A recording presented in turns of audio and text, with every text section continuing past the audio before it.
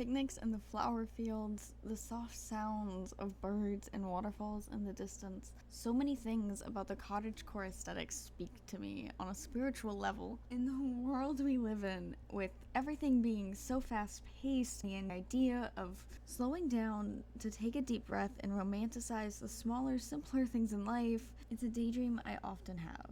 Welcome back, my lovelies. I'm Bee, and I've loved the idea of living a romantic life out in the woods, away from the too fast world. One of the big life goals I have is to do just that, and have my nice little cottage in the woods with vines growing over a fence and out into the flower fields behind the house. While the aesthetic and the slow, soft life isn't always possible, I think that it's okay to strive and hope for just that. Oftentimes, it's something we can only see in paintings or pictures, and I've decided I needed to capture that lifelong goal, and hang it in my studio or house to know what I'm striving for and what I'm doing in my day-to-day life to get to. I don't often paint landscapes though, and they're not something I can relate to, and therefore I tend to lean more towards portraits. Adding whimsical fantasy elements to my pieces is always something I love to do, and while fantasy landscapes are something I may explore in the future, right now it's not something I'm super passionate about. I feel as though if I were to do more landscapes, they would either be very simple and impressionistic or pure realism.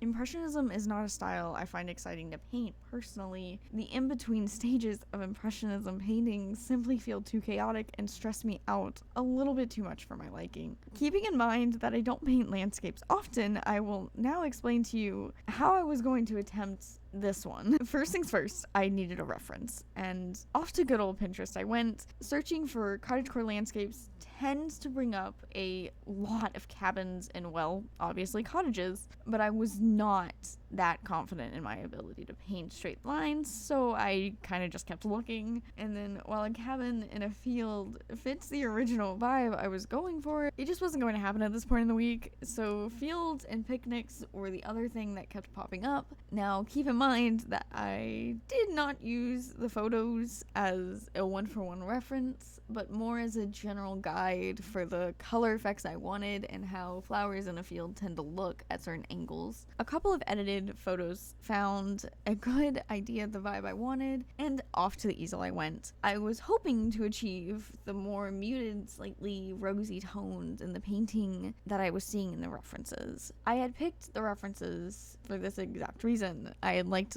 the neutral tones and the rosy filter over top, and I was trying to emulate that because that's, to me, what a cottagecore romanticized life would look like. So for this, I was going to mix these very pastel colors with a touch of their complementaries to neutralize it just a tiny touch, and toss in a little amount of pink. But what you're seeing now is so not what I was hoping to achieve. Every time I tried to mute down the colors, they became slightly too muddy for my liking. This was because of the colors I'd picked to put on my palette. Had I stuck to more traditional primary hues of each color, it would have worked, but these paints had more mixed pigments, and I didn't think to take that into account. So don't make the same mistakes I did. It's okay. However, with that being said, I did learn to lean into the overall slightly more vibrant but still very pastel look I was getting. While it doesn't have the rosy colored lenses that I was hoping for, I still think it turned out very stunning and gorgeous, and I'm very excited to hang it in my home. And I am still so extremely happy with the outcome. I have learned through doing these tiny little paintings that they are great for times when you need the serotonin boost of a finished painting but don't want to commit a lot of time into one piece, either because you're working on too many things at once or you're just too busy. For me, it's a combination of both most of the time. I have so many paintings going at once. You should really see my drawing rack. It's insane. And I only had a couple of hours to do this piece, and it was just chaos. And so because of this, you will be seeing quite a few more tiny paintings here in the future. I have